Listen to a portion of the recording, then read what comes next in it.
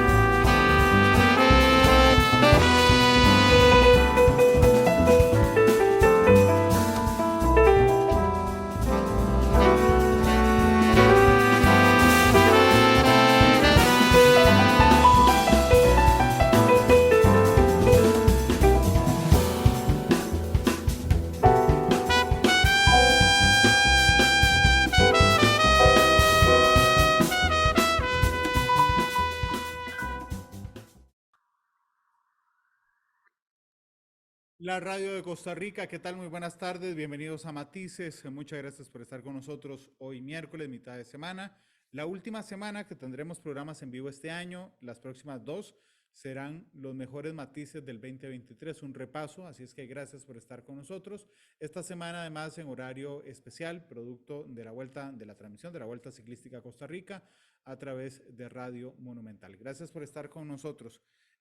Hay dos temas. Hoy les quería hacer un programa especial donde iba a transmitirles dos foros que se realizaron en los últimos días y que me parecen fundamentales. El primero de ellos es que el 10 de diciembre se celebró el Día Internacional de los Derechos Humanos. Y los derechos humanos, evidentemente, son la base sobre la que la sociedad debería descansar, entendiendo el respeto de todas las personas en el planeta. El planeta tuvo eventos vergonzosos, tiene hoy eventos vergonzosos y nuestro continente no se escapa de esa situación. Así es que vamos a empezar con un foro sobre la situación de los derechos humanos en las Américas para que ustedes compartan conmigo, recordándoles que pueden hacerlo en Facebook, donde estamos transmitiendo en la cuenta de Noticia Monumental. Pueden escribir en el WhatsApp 899-35935 y pueden descargar el Matices de hoy a través de podcast en Spotify, Google Podcast y Apple Podcast. Vamos con este foro de La Voz de América sobre la situación de los derechos humanos. Este 10 de diciembre se conmemora el Día Internacional de los Derechos Humanos y en el marco de esa fecha, América Latina destaca por los grandes desafíos que enfrenta, de acuerdo a informes de Naciones Unidas, Amnistía Internacional y el Departamento de Estado de Estados Unidos, entre otros. Según el Departamento de Estado en la región, aún prevalecen los homicidios arbitrarios, las torturas, las condiciones inhumanas en prisiones y las desapariciones forzosas en países como Nicaragua, El Salvador, Venezuela, Cuba y Guatemala. Pero para analizar el tema de los retos que enfrentan los derechos humanos en América Latina, me acompaña Carolina Jiménez, presidenta de la Oficina de Washington para América Latina, WOLA, Ana Picker, directora para las Américas de Amnistía Internacional, y Javier Elhague, director jurídico de Human Rights Foundation. Bienvenidos. Ana, empiezo contigo. ¿Cuáles han sido los mayores desafíos de los derechos humanos en la región? Bienvenida. Hola, muchas gracias. Mencionaría 4 grandes categorías de desafíos. El primero tiene relación con la violencia estatal, los gobiernos represivos, antiderechos que han ido aumentando y de alguna manera profundizando sus prácticas. En segundo lugar, todo lo que tiene que ver con la desigualdad, las desigualdades múltiples mirando desde la perspectiva de género, personas racializadas, comunidades indígenas más vulnerables. Tercero, todo lo que tiene relación con la movilidad humana y las personas migrantes y refugiadas de distintos países de la región. Y una cuarta categoría, todo lo relacionado con la justicia climática. La crisis climática está afectando de manera más intensa a comunidades y que además afecta con frecuencia a las mismas comunidades más vulnerables que mencionaba antes. Claro. Ahora, Javier, bienvenido, un placer tenerte nuevamente en foro. Según Human Rights Foundation, ¿cuáles son los países de la región, ¿no?, en donde los derechos humanos han sufrido un deterioro? Niveles de gravedad que solamente ha empeorado durante este año. Cuba, Venezuela, Nicaragua, y en una categoría un poco menor, pero igual como un país que nosotros consideramos autoritario competitivo, no un autoritarismo dictatorial completo como el de Cuba, Venezuela y Nicaragua, pero Bolivia. Entonces, los tres países se caracterizan por tener números de presos políticos, en el caso de los últimos 2 años, tras las protestas del 11 de julio, de más de 1.000 presos. En el caso de Venezuela, los números recientes son de 370 presos alrededor aproximadamente. En el caso de Nicaragua también los números son exorbitantes. Este año en febrero la ONU determinó que Nicaragua también había cometido crímenes de lesa humanidad, y por último en Bolivia alrededor de 200 presos políticos. Entonces eso nos parecen los casos más preocupantes en la región. Ya. Ahora, Carolina, este panorama que nos ha dado Javier y también Ana verdaderamente es bastante brumoso, por decirlo de alguna forma. ¿Qué radiografía hace Wallace sobre los derechos humanos en América Latina? ¿Hay países que han mejorado esa condición? Bueno, en realidad, desgraciadamente, todos los países de América Latina tienen retos considerables y retos grandes que enfrentar en materia de derechos humanos. Y sin embargo, vemos países en donde la ciudadanía ha tomado, ¿no?, la palabra. Okay. En un país, por ejemplo, como Guatemala, ¿no?, que tuvo una elección en donde un candidato, Bernardo Arévalo, salió electo y al final del día las elecciones son un tema de derechos humanos, es el derecho a elegir y el derecho a ser elegido. Lamentablemente hemos visto un proceso de judicialización excesiva de las elecciones, ¿no?, para tratar de detener o de conculcar ese derecho al voto que ejercieron los guatemaltecos, pero vemos día a día protestas y un posicionamiento de los pueblos indígenas guatemaltecos, de las y los estudiantes y de la ciudadanía para defenderlo. Entonces, allí ves en este momento un ejemplo de retrocesos democráticos y retrocesos en derechos en donde la ciudadanía creo que pone una resistencia importante, ¿no? Y en varios países de la región ha habido derechos como los derechos sexuales y reproductivos, ¿no?, en donde las mujeres y el movimiento feminista ha logrado logros importantes, ¿no?, en Colombia, Argentina, México, etcétera. Entonces, si bien hay un panorama, muy de acuerdo, ¿no?, con lo que decían nuestros colegas, que puede ser desolador, también creo que hay ejemplos en la región de cómo se avanzan nuestros derechos y sobre todo se defienden, ¿no?, cuando están amenazados. Claro, hay que aclarar que todos los países que ha mencionado Javier, Ana y tú también, los gobiernos han negado que han existido abusos de derechos humanos. Pero sobre eso precisamente vamos a analizar y enfocar, darles también una voz a estos grupos. Continuamos en Foro de la Voz de América. En el Día Internacional de los Derechos Humanos, el panorama en América Latina es sombrío, según informes de organismos internacionales. Los gobiernos acusados de supuestas violaciones han rechazado los cuestionamientos e insisten en que sus naciones se apegan al debido proceso. Pero ¿cómo enfrentar esta situación y ampliar la acción de la sociedad civil? Para responder estas y otras preguntas, continúan con nosotros Carolina Jiménez, presidenta de la Oficina de Washington para América Latina, WOLA, Ana Picker, directora para las Américas de Amnistía Internacional, y Javier Elhague, director jurídico de Human Rights Foundation. Javier, vamos a entrar de lleno sobre el tema de Guatemala. Organizaciones como la tuya, ¿no?, continúan rindiendo informes sobre lo que denominan serios abusos cometidos por miembros de las fuerzas de seguridad, entre ellos asesinatos ilegales. De hecho, y hay que recordarlo muy bien, Venezuela enfrenta un juicio en la Corte Penal Internacional acusada de supuestas graves violaciones a los derechos humanos. Pero esto fue lo que dijo Venezuela por medio de su abogado en La Haya sobre esta acusación. Lo que argumentamos es que, de acuerdo al artículo 81 y su impacto, la decisión de la sala en el juicio preliminar se basó en nada más que especulación. Bueno, Javier, tú como abogado, ¿especulación es solamente lo que hay?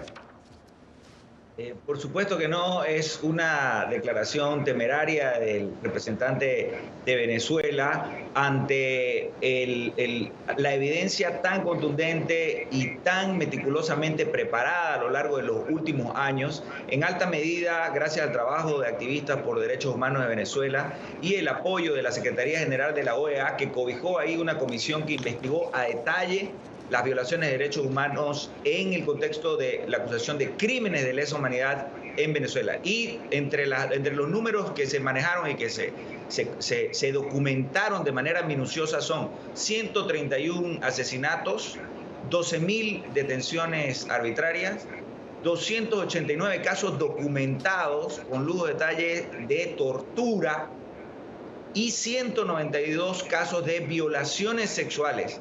Todas estas dentro de ese patrón sistemático y generalizado de ataque a la población civil como castigo por oponerse a la dictadura de Venezuela. Entonces la evidencia es, en el caso de Venezuela, gracias al trabajo de los activistas de derechos humanos, abogados y de las organizaciones internacionales en ese país, es de los más documentados. Entonces, por supuesto que es temeraria la declaración del representante del Estado. Ahora, Ana, datos de Amnistía Internacional, de tu organización, revelan que, y aquí están las gráficas, más de 7,5 millones de venezolanos han abandonado su país, la mayoría desde 2015. De ellas, más de 6 millones viven en otros países de América Latina y el Caribe. Ana, esta diáspora, la más grande, la más grave, jamás vista en el hemisferio, continúa. Tus comentarios. Por supuesto que continúa y lamentablemente las personas venezolanas que están saliendo de Venezuela no están encontrando las respuestas ni la protección que debieran tener. A juicio de Amnistía Internacional, de hecho, todas las personas venezolanas que salen de Venezuela debieran ser consideradas como solicitantes de asilo y reconocérseles como refugiadas, porque dado que están huyendo de una situación de violaciones masivas de derechos humanos, son consideradas como refugiadas de acuerdo a la definición de la Declaración de Cartagena. Y eso es algo que no hemos visto en los principales países de acogida en la región. Nosotros hicimos durante los últimos años un análisis específico de la respuesta que están dando Colombia, Perú, Ecuador y Chile, que son los países que más han recibido personas venezolanas, y lamentablemente quedan todos los países con muchas deudas respecto de la protección que estas personas necesitan, dada la situación de la cual están huyendo. Claro. Claro. Ahora, Carolina, Wola ha mantenido una relación bastante crítica en el caso de Venezuela, documentada, si se quiere. Sin embargo, el gobierno insiste, y lo hablábamos un poco, de que los venezolanos, la diáspora, muchos de ellos regresan, lo cual para ellos es una apertura, si se quiere, ¿no? No hay esas violaciones de derechos humanos como apunta Viola, según el gobierno. Tu opinión sobre Venezuela, tu opinión sobre ese retorno rápidamente de los venezolanos y también el vistazo que hace Wola de los derechos humanos de los pueblos indígenas. Es otro tema en América Latina. Mira, sobre la migración venezolana hay que decir una cosa, es una migración forzada, ¿no? Venezuela fue por décadas un país que recibía migrantes de diferentes países de América Latina, incluso países europeos, ¿no? Y a partir de 2015 vemos una situación totalmente inversa que se llega a la crisis migratoria que tenemos en este momento, de 7,7 millones de personas fuera del país. Ahora bien, ¿hay retorno? Sí, hay retorno. También hay venezolanos que vuelven. ¿Dónde están esas cifras? Bueno, el gobierno venezolano lamentablemente es bastante opaco en relación con todas las cifras, pero hace propaganda de la idea de que están volviendo muchos venezolanos. Ahora, si tú dices que vuelven unos 200, 300 mil venezolanos, que la verdad son cifras que yo pondría en duda, versus los 7,7 millones que están documentados fuera del país, la tasa de retorno es tremendamente marginal. Desgraciadamente hay una política de negación de la diáspora por parte del gobierno, casi nunca reconocen las cifras, atacan a la ACNUR y atacan a las agencias de Naciones Unidas. Pero lo que yo creo que es una realidad es que mientras existan los factores de expulsión, la violación sistemática de los derechos humanos, la emergencia humanitaria, continuarán las personas de Venezuela saliendo como única opción de un proyecto de vida que toda persona tiene derecho a hacer, es esa, ¿no? La migración se vuelve la única opción, por lo tanto es forzada, ¿no? Y sobre los pueblos indígenas, me alegra que hagas esa pregunta, Gonzalo, porque yo creo que cuando uno ve la situación de los pueblos indígenas en el mundo en general y lo poco que los discutimos, es una señal de alarma, ¿no? Cuando uno ve, por ejemplo, los datos de Naciones Unidas sobre la expectativa de vida, las personas no indígenas tienen 30 años menos de expectativa de vida a nivel mundial. En América Latina estos números son más bajos, pero en un país como Guatemala, las personas indígenas tienen una expectativa de vida 13 años menor. En Panamá son 10 años menor, en México 6 años menor, ¿no? Entonces, el hecho de que una persona indígena, ¿no?, tenga muchos menos años de vida en cuanto a su expectativa, debería llevarnos, ¿no?, convocarnos a que definitivamente tengamos una discusión seria sobre el acceso a la salud, a la vivienda, a la calidad de vida de las personas indígenas que ciertamente están en situaciones muy marginalizadas en la mayoría de los países de América Latina. Vamos ahora a lo que ha dicho la Comisión Interamericana de Derechos Humanos sobre Nicaragua. Vean este gráfico. La Comisión Interamericana de Derechos Humanos profundiza en el proceso de cierre del espacio cívico en Nicaragua como resultado de la implementación paulatina y sostenida de una estrategia estatal represiva. Para ello da cuenta de los patrones de criminalización de las personas identificadas como opositoras al gobierno y la privación arbitraria de la nacionalidad, la prohibición de las protestas y manifestaciones sociales, así como las medidas adoptadas para debilitar a la sociedad civil a través de la desarticulación de movimientos sociales y de medios de comunicación, la persecución selectiva de toda persona que cuestiona al gobierno en cualquier ámbito de participación cívica y social, incluyendo el religioso, del cierre masivo de organizaciones y el destierro o expulsión forzada. Bueno, Javier, bastante amplio esto que ha dicho la Comisión Interamericana de Derechos Humanos. El gobierno de Nicaragua no solamente rechaza estas acusaciones, sino que asegura que se apega a las leyes de la nación y sostiene que Nicaragua es un Estado de derecho. ¿Tu opinión? No solo que no es un Estado de derecho en el sentido de un Estado democrático, un Estado que respeta los derechos humanos como parte de una política sistemática. Al contrario, es un Estado que gobernado por un régimen que hace ya muchos años se sacó cualquier máscara democrática y es reconocido ya a nivel global como una dictadura clara, en la que se encarcelaron en la última elección presidencial, se encarcelaron a todos los candidatos que podían oponerse al régimen, y que además tiene dos cosas, un poco que mencionaste de paso y que fueron confirmadas este año en febrero en un informe del grupo de expertos de la ONU sobre derechos humanos en Nicaragua. Son dos cosas extraordinarias. Una, el cierre desde el 2018, desde diciembre de 2018, de 3.144 organizaciones de la sociedad civil, que incluye orfanatos, universidades, escuelas, es decir, todo tipo de organización que no rinda abierta pleitesía al régimen de Ortega, es clausurada en Nicaragua. Esto es muy grave porque es un paso extraordinario que solo se ve en países como Cuba hacia el totalitarismo, y ya no solamente una dictadura que restringe la crítica, sino que quiere controlar absolutamente todos los aspectos de la vida privada de las personas. Número uno. Y número dos, el otro aspecto extraordinario es el haber expulsado del país a 222 personas, haberle sumariamente sentenciado por traición a la patria y haberlos dejado como apátridas. Esto es algo también extraordinario que no se ve a nivel mundial de manera frecuente. Ya, ahora, Carolina, bueno, vamos a hablar de El Salvador. Wola, tú personalmente has sido criticada por el propio presidente Nayib Bukele en el tema de El Salvador. Como sabes, no tengo que decírtelo, hay un estado de excepción, más de 60,000 personas prácticamente en este momento han sido privadas de libertad. Es un país obviamente muy violento. Wola ha mantenido también una relación, si se quiere, bastante conflictiva con el gobierno de El Salvador, pero debido a las denuncias que ustedes han hecho. Pero vamos a ver lo que ha dicho precisamente el presidente Nayib Bukele sobre los derechos humanos, las acciones que ha tomado Wola y, bueno, los derechos humanos en general. Veamos. Que sepan todas las ONG de derechos humanos que vamos a arrasar con estos malditos asesinos y sus colaboradores. Los meteremos en prisión y no saldrán jamás. No nos importan sus reportajes lastimeros, sus periodistas prepago, sus políticos marionetas, ni su famosa comunidad internacional, que jamás se preocupó por nuestra gente. Sanaremos nuestro país y eliminaremos esta peste por completo. Llévense sus recetas fracasadas para otro lado. ¿Bien? Bueno, ¿Tu respuesta?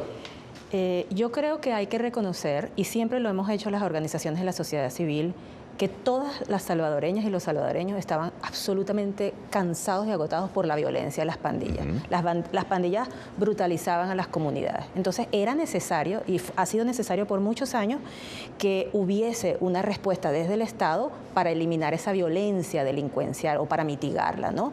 El presidente Bukele llega al poder también como muchos otros, ¿no? Prometiendo que iba a controlar, iba a disminuir la violencia y por diversas razones termina haciéndolo, ¿no? Para responder a un fin de semana muy sangriento a través de un estado de excepción. Desde que marzo del 2022 hasta ahora, ¿no? Ese estado de excepción, que ya cuando tú ves que lleva casi 2 años, en 3 meses cumple 2 años, deja de ser excepción, se vuelve un estado de emergencia permanente que limita garantías constitucionales fundamentales. El Salvador se convirtió en el país con la mayor tasa de encarcelamiento del mundo, no de América Latina, del mundo, ¿no? Como casi 78.000 detenidos, 79.000 detenidos en el marco del estado de excepción, con muchísimas personas denunciando tortura, con casi creo que 190 muertes en custodia, con innumerables denuncias, ¿no? Sobre los malos tratos crueles y degradantes que están recibiendo en la cárcel y sobre todo con una falta de debido proceso. Nada te garantiza que muchos de quienes están allí... Sin pruebas, dices tú. Sin evidencia, ¿no? Sí, o sea, una persona cuando es detenida tiene que ser juzgada para que se pueda defender y pueda presentar pruebas de su inocencia, mientras quien le entrega, cuando el Estado quiere mostrar que es culpable. Esto no se está dando en El Salvador. Pero a pesar de las cifras que das, masivas, pero a pesar de las cifras que das, el presidente Bukele es uno de los más, en donde tiene mayor popularidad en América Latina. Sí, y yo creo que eso es un punto muy importante, Gonzalo, y lo voy a decir así con toda responsabilidad, pero creo que la responsabilidad que te da el estudiar la historia de América Latina. La popularidad de un líder político no se traduce en vocación democrática. De hecho, desgraciadamente la historia nos muestra que muchas veces los líderes populares caen en la tentación de las derivas autoritarias, ¿no? Y creo que Nayib Bukele es hoy en día un ejemplo de esa tendencia. Javier, los derechos de las mujeres también toman relevancia en un continente donde el 51% de la población son mujeres según datos de la ONU. Esto fue lo que dijo la embajadora de El Salvador en la OEA, Wendy Acevedo. Señor presidente, reconocemos la urgente necesidad de seguir avanzando en la construcción de sociedades más justas que garanticen la igualdad y equidad de género, en particular de las mujeres que viven en entornos rurales, como acción fundamental para el goce de sus derechos y en la lucha contra la pobreza extrema, el hambre y la desnutrición.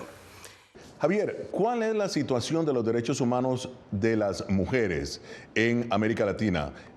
Sin duda que la represión en cuanto a los países que yo mencioné, al menos, no perdona a las mujeres, al contrario, ¿no? Como mencioné, la cifra de violaciones sexuales, la inmensa mayoría son producidas contra mujeres en el contexto de los crímenes de lesa humanidad perpetrados en Venezuela. Hablábamos de 192 violaciones sexuales documentadas, ¿no? Entonces, claro, lo mismo, mucho el liderazgo de las protestas del 11 de julio de hace 2 años ya en Cuba llevaron a más de 1.000 arrestos, de los cuales un alto porcentaje son mujeres. Bien, Ana, ahora sí hemos llegado al final. Vamos ya al tema de las conclusiones. Tus conclusiones sobre la situación de los derechos humanos en el continente. Lamentablemente no podemos hacer una evaluación positiva de la situación. Estamos viendo retrocesos en múltiples ámbitos. Y por otro lado, lo que creo que es importante destacar es el trabajo que están haciendo precisamente las organizaciones de la sociedad civil, activistas, personas defensoras de derechos humanos en cada uno de estos países. El 5 de diciembre recién pasado estuvimos de hecho en San Salvador lanzando un informe sobre la situación de El Salvador. Estuvimos con 6 organizaciones de derechos humanos acompañándola, que están haciendo una labor incansable en un contexto tremendamente hostil. Muchas personas desde la diáspora, desde otros países, porque ya no pueden hacerlo en los países de los que provienen. Claro. Y ese es solo un ejemplo de lo que vemos en todos los países de la región. Hay todavía una comunidad importante de defensa de los derechos humanos y creo que eso es algo que no podemos perder de vista, de que eso es lo que tenemos que seguir fortaleciendo frente a este escenario de regresión. Muy bien, Javier, rápidamente, tu análisis. Rápidamente, además de adicionar lo preocupante de la situación, además de mencionar lo preocupante de la situación de Cuba, Venezuela, Nicaragua y Bolivia, quería continuar sobre lo que dijo Carolina, de que la situación de El Salvador es absolutamente preocupante. El presidente tiene un talante autoritario, el presidente Bukele, al punto de que se está haciendo reelegir en contra de una prohibición expresa de la Constitución salvadoreña que impediría su reelección. Entonces, esos son elementos preocupantes que denotan una erosión democrática y que nos muestran que podríamos estar hablando de otra dictadura, otro régimen autoritario en América Latina en los próximos tiempos cercanos. Muy bien, Carolina, se nos ha acabado el tiempo, pero rápidamente, ¿tus conclusiones? Yo creo que sin duda, estoy de acuerdo con todo lo dicho por Javier y por Ana, a medida que avanzan liderazgos autoritarios, se reduce y se cierra, en el peor de los casos, el espacio cívico, y esto tiene un impacto muy negativo en los derechos humanos.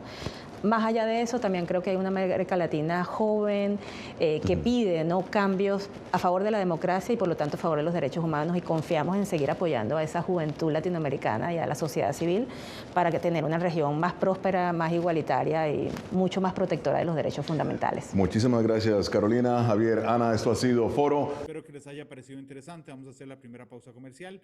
Gracias por estar con nosotros en Matices.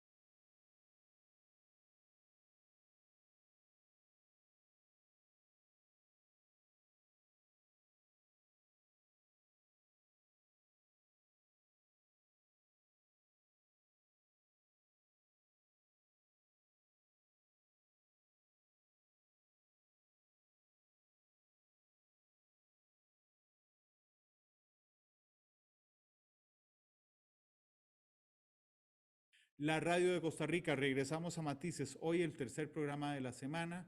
Gracias por estar con nosotros, recordándoles en Facebook, Noticias Monumental, en Radio 93.5, en Canal 2 esta noche, en WhatsApp 899-35935 y en los podcasts, en Spotify, Google Podcast y Apple Podcast. La prensa vive una situación realmente acongojante en las Américas. Hay muchos periodistas, y por dicha aquí en Costa Rica no pasa, pero hay muchos periodistas en el continente que tienen que decidir todos los días entre callar o morir. Esta es la realidad de un foro que realizó La Voz de América la semana anterior y que me impresionó tanto que quise compartirlo con ustedes en este programa especial de Matices. Los periodistas en todo el mundo continúan enfrentando amenazas, sufriendo prisión, persecución y en muchos casos hasta la muerte solamente por informar. En las Américas, de acuerdo a la Sociedad Interamericana de Prensa, la CIP, Periodistas Sin Fronteras y el Comité para la Protección de Periodistas, los comunicadores enfrentan además acoso en línea, intimidación, secuestro, detención arbitraria y tortura. Para darnos un vistazo de esta situación, Julia Riera se encuentra con nosotros. Julia, bienvenida. Detállanos los riesgos y lo que dicen los organismos internacionales. Gonzalo, autoridades como la UNESCO alertan que el número de periodistas asaltados o asesinados ha aumentado de manera considerable alrededor del mundo en los últimos 10 años. La organización señala que el trabajo de los profesionales de la comunicación se ve obstaculizado por las amenazas, el acoso, la presión económica o las detenciones arbitrarias, algo que según la UNESCO tiene un gran impacto en la libertad de prensa. Fíjense ahora en este gráfico que explica que entre enero de 2019 y junio de 2022 al menos 759 profesionales de la comunicación fueron atacados durante periodos electorales en 70 países alrededor del mundo, según datos de la UNESCO. Ahora, Julia, y a nivel regional en las Américas, ¿cuál es la situación de los periodistas? Gonzalo, el informe más reciente de la organización Reporteros Sin Fronteras señala que México es el país más peligroso del mundo para ejercer periodismo, con 4 comunicadores asesinados en 2023, una cifra solamente superada por la Franja de Gaza, en donde hasta la fecha han fallecido 13 periodistas mientras ejercían su profesión en medio del conflicto entre Israel y Hamás. Pero México es un caso que llama especialmente la atención. Según la relatora especial sobre la protección y la promoción del derecho a la libertad de opinión y expresión, Irene Khan, la mayoría de los crímenes contra periodistas que ocurren en ese país quedan en la impunidad.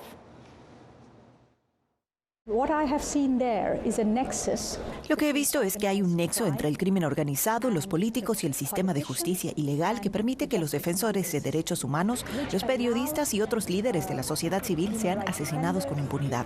Muy a menudo, en el caso de los periodistas, es porque investigan sobre drogas, sobre corrupción. Eso es lo que los lleva a ser asesinados, atacados y amenazados. Y luego porque los políticos en el poder no están interesados en que esos temas se investiguen. Hay presión sobre el sistema legal para que no se indague. También significa que la protección a los periodistas no funciona.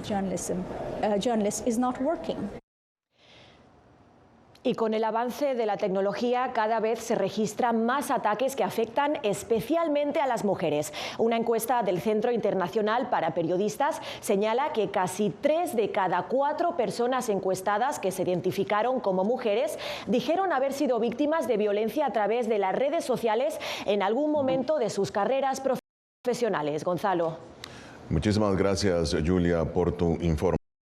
Un panorama bastante sombría para los comunicadores en todo el hemisferio. Bueno, pero para analizar el tema me acompaña Carlos Lauría, presidente de la Sociedad Interamericana de Prensa, y aquí en los estudios Luis Manuel Botello del Centro Internacional de Periodistas. Luis Manuel es miembro de la Junta Directiva de USAGM, que supervisa La Voz de América. Bienvenidos. Carlos, voy a empezar contigo. Bienvenido. ¿Qué panorama ofrece el 2023? ¿Y ha habido avances o retroceso respecto a años anteriores? Muy buenos días, Gonzalo, muchas gracias por la invitación. Saludos a la audiencia de La Voz de América y uno especial para mi amigo Luis Botello. Sí, para empezar, he comenzado en la Sociedad Interamericana de Prensa como director ejecutivo. En el mismo año que Roberto Rock, conocido editor mexicano, es el presidente, ¿verdad? Mira, yo creo que el panorama de 2023 es un panorama muy complejo, ¿no? El paulatino pero progresivo deterioro de la democracia, el crecimiento del autoritarismo, el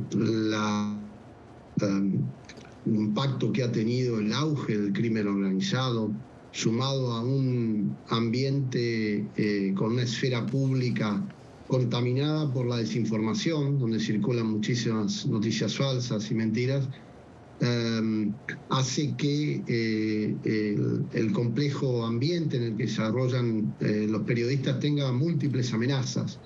Los asesinatos siguen siendo obviamente el tema más grave y ocurren de manera frecuente. Este año hay al menos 7 periodistas asesinados en México, en Guatemala, en Colombia, en Haití.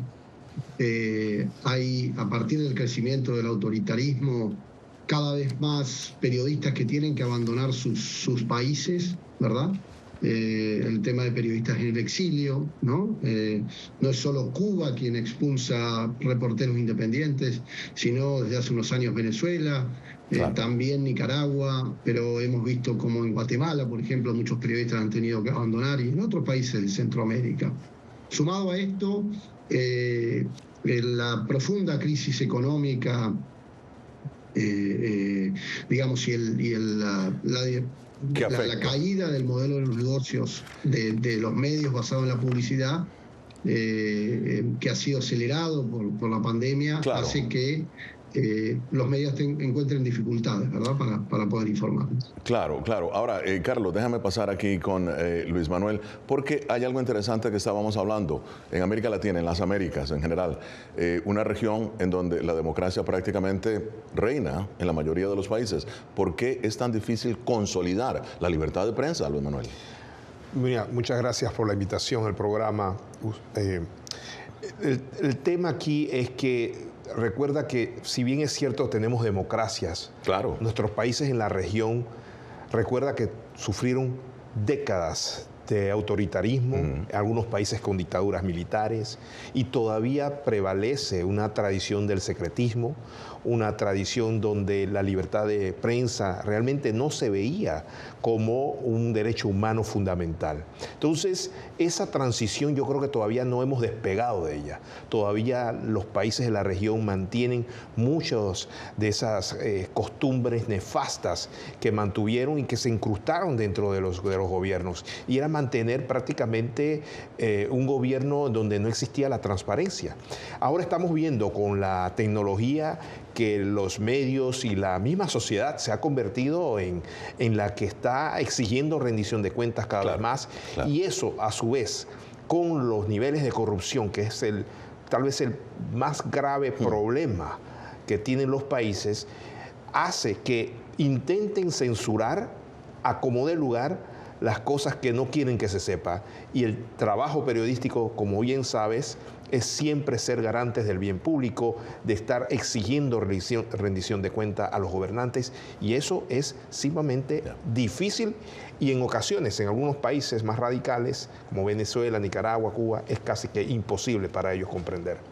Y continuamos en Foro de la Voz de América. Nicaragua, Venezuela, Cuba, México, El Salvador, entre otros, son países donde, según Reporteros Sin Fronteras y la CIP, el ejercicio del periodismo es peligroso por lo que estas organizaciones llaman complicidad estatal. Los gobiernos de estas naciones niegan esa participación o complicidad y más bien hacen un llamado a realizar un periodismo responsable y sin sesgo político. Pero bueno, continuamos con el análisis con Carlos Lauría de la Sociedad Interamericana de Prensa, Luis Manuel Botello del Centro Internacional de Periodistas. Luis Manuel es miembro de la Junta Directiva del USAGM, que supervisa La Voz de América. Carlos, vamos a ahondar un poquito, obviamente un tema muy amplio, requiere todo el programa, pero en lo que pueda, lo más breve, lo más sucintamente posible. ¿Por qué México, siendo el país más peligroso para ejercer el periodismo, según el último informe de Reporteros Sin Fronteras, ¿no? Del cual ha hablado nuestra compañera Julia Riera, sigue siendo tan peligroso? Es una democracia, ya habíamos hablado de eso con Luis Manuel, pero sigue siendo tan peligroso, el más peligroso para ejercer el periodismo en el continente. Bueno, el asesinato de periodistas en México es un problema gravísimo, ¿no? Pero el efecto que genera el asesinato de periodistas es aún peor, ¿verdad? Porque viene acompañado de altísimos índices de impunidad. La mayor parte de los casos de asesinatos y ataques no se resuelven en la justicia. Y esto obviamente genera miedo, genera temor, genera censura. Y como consecuencia se ve inhibido la posibilidad de que los mexicanos, la sociedad mexicana, debata abiertamente los temas que más afectan a la comunidad, y eso tiene un impacto directo, la imposibilidad de debatir públicamente los principales temas tiene un impacto directo en la calidad de la democracia, porque hay comunidades enteras que están desinformadas en México, y eso es de una gravedad extrema, ¿verdad? Claro. A pesar de que, insisto, el presidente de México asegura de que está haciendo todo lo posible por limpiar o combatir esa impunidad. Y asegura obviamente que, y insiste, y lo es, que su país es una democracia y hay un proceso que debe de ir. Pero bueno, el tema es muy amplio, ¿no, Carlos? Ahora voy a pasar aquí con Luis Manuel. Luis Manuel, en muchos casos, obviamente los grupos criminales son los que prácticamente acosan y lamentablemente secuestran o asesinan a periodistas, pero también en otros casos, según tu organismo y la propia CIP, es el propio gobierno quien está instigando. ¿Tu lectura? Definitivamente, no podemos deslindar las autoridades de gobierno también con el crimen organizado, que no necesariamente está relacionado a veces con el narcotráfico, pero también está relacionado con, por ejemplo, en Guatemala le llaman el pacto de corruptos, que son grupos pequeños de las élites políticas con las económicas que se unen precisamente. O sea, grupos empresariales también. Empresariales con políticas, incluso hasta familiares, que se unen para hacer negocios y en ocasiones lucrar del bien público. Y el periodismo, al tratar de esclarecer estos casos, entra en un terreno peligroso. Entonces, ¿qué hacen? En muchos países, tal vez no como México, no te van a asesinar, pero sí te van a judicializar. Van a utilizar los mecanismos del sistema judicial, los mecanismos democráticos, para tratar de impedir de que puedas reportar sobre los casos que están investigando los medios. Y esto cada vez más se hace mucho más grave. O sea, legal que lo hagan. Legalmente lo pueden hacer porque en las leyes, recuerda, muchas de las leyes en nuestros países todavía contienen disposiciones que eran utilizadas como el desacato, el cárcel por la difamación, que no son en ocasiones todavía, se había trabajado mucho con el tema, y Carlos Lauría lo sabe muy bien, el tema de la despenalización, pero los gobiernos por lo general siempre buscan una forma dentro de la legislación, por ejemplo, para la protección de la imagen, como ha ocurrido, en donde no puedes utilizar la imagen de ellos, aunque son funcionarios públicos, para informar algún caso de corrupción. Entonces siempre buscan esas debilidades de nuestras constituciones, que todavía en muchos países se mantiene la constitución militarista que estaba en su momento y que continúa. Voy a retomar un caso que has mencionado, es el tema de Guatemala. Y Carlos, la CIP condenó el caso de José Rubén Zamora, ¿no? José Rubén es el fundador del diario El Periódico, que durante 2 décadas ha denunciado la corrupción de la clase política guatemalteca. Ahora, su condena, Carlos, fue de 6 años, ¿no? Por blanqueo de capitales.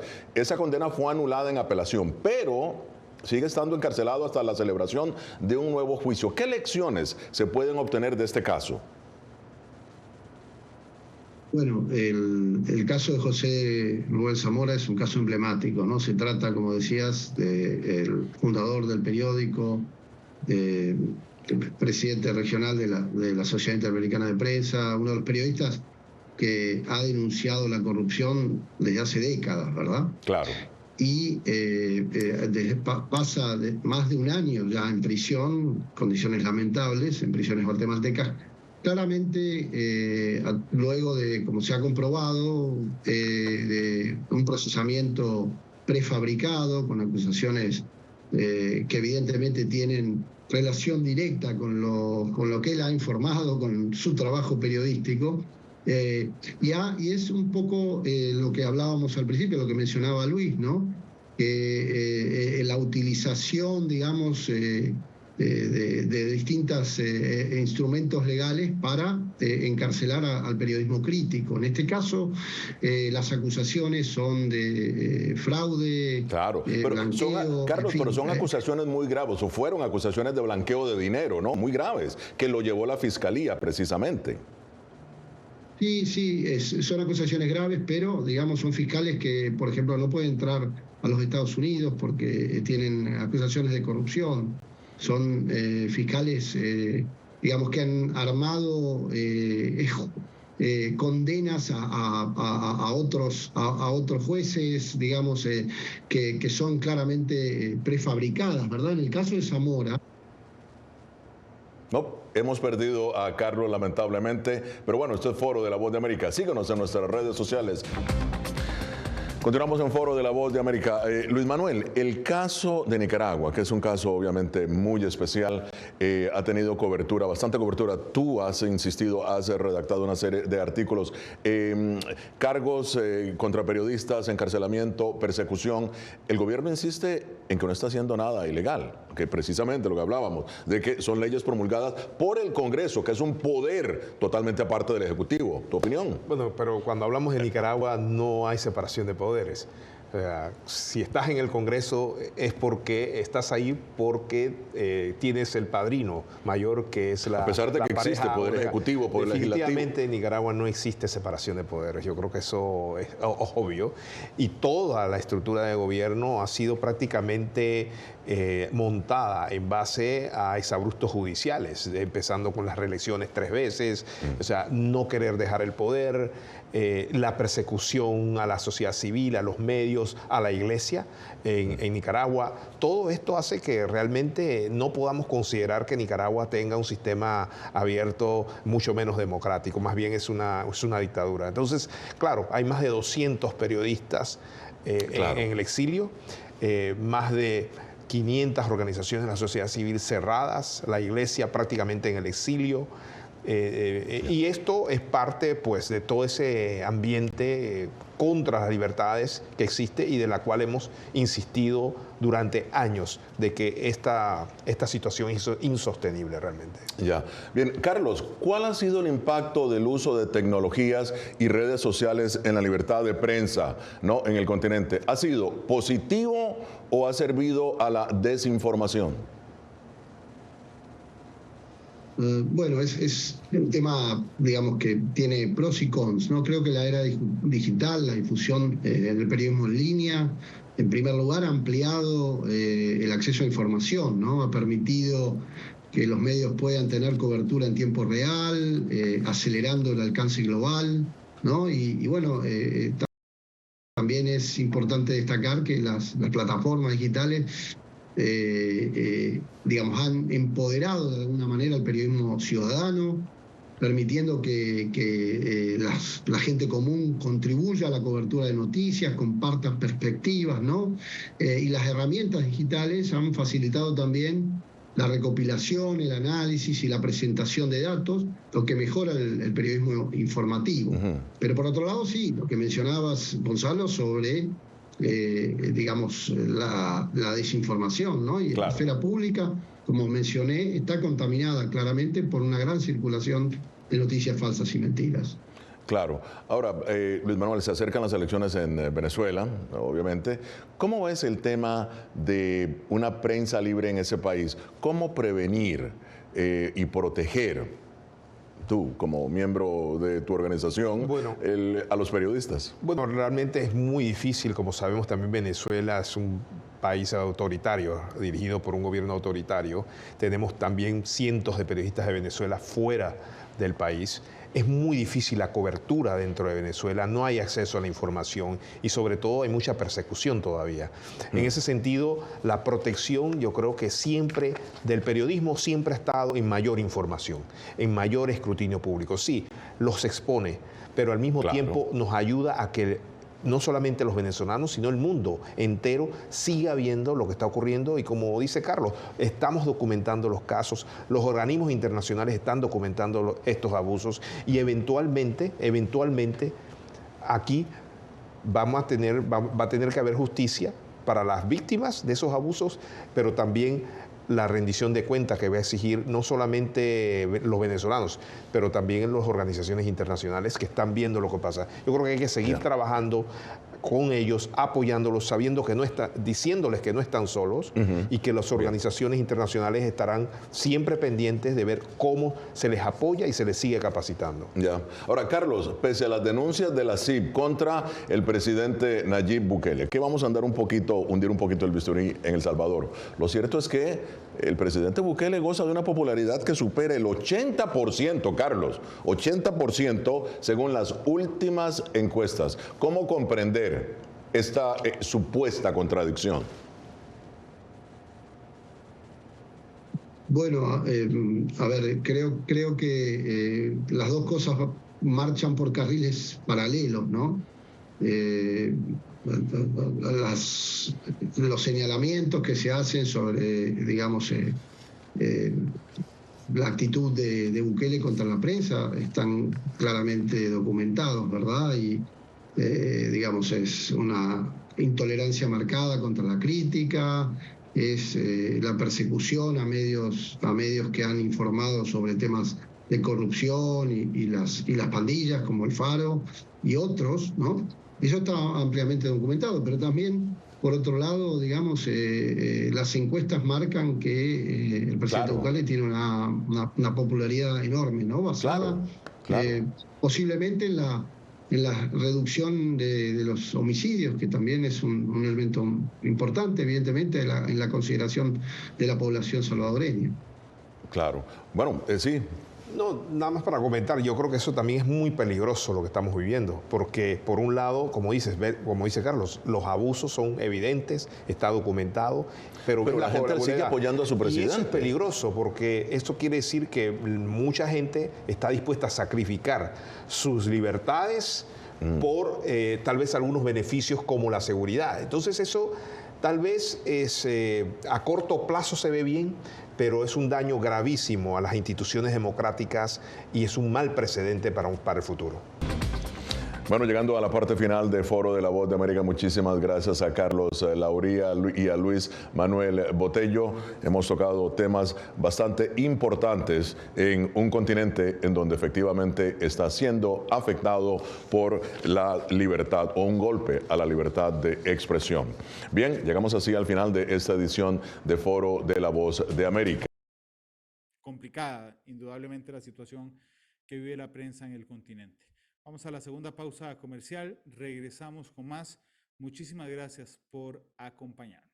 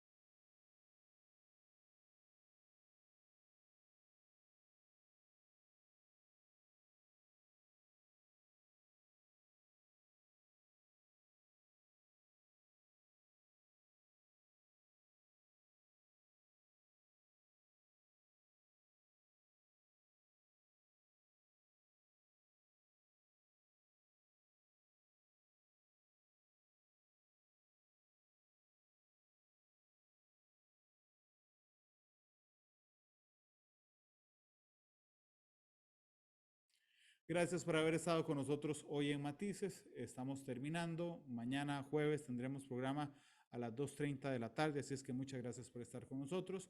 Yo quiero despedirme con una canción navideña, pero que siempre me ha gustado mucho porque tiene un mensaje mucho más allá de la Navidad. Se llama Canción de Navidad.